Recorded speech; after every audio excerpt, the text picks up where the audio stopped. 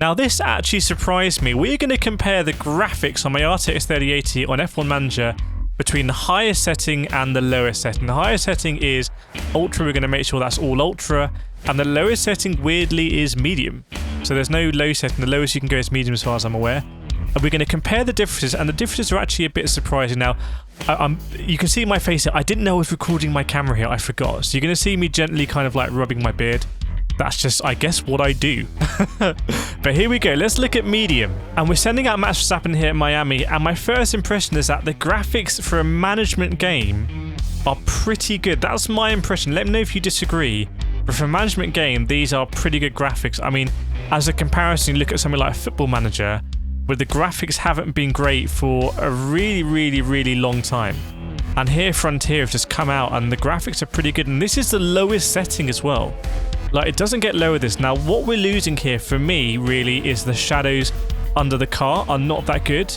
You see it with ACC as well, a racing simulation game, and when you don't have good shadows under a car, it kind of looks like the cars are floating.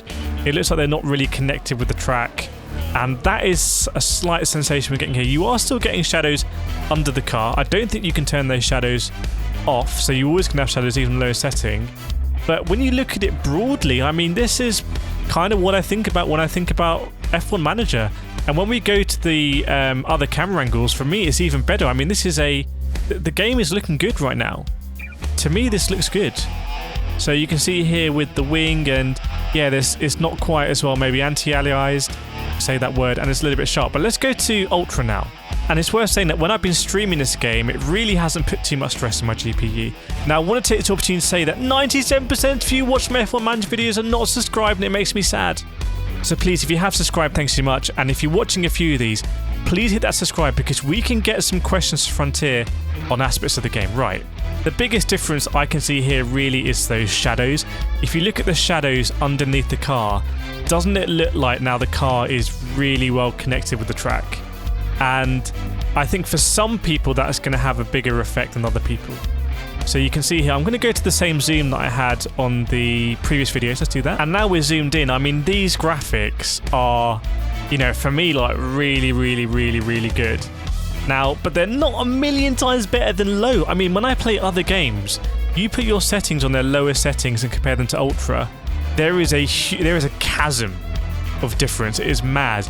But here, even though this obviously looks better, and it's a really good looking game in my opinion for a simulation management game, the difference between Ultra and the lowest setting, which is weirdly Medium, isn't that high. Let me know in the comments if you disagree. Let's look at the onboards now. And we can see on the onboards, I think there's a little bit more blur. It's going to become more apparent when we look at the front wing. The front wing now looks a little bit more like, you know, the camera is not really focusing on the wing as much and it's focusing ahead.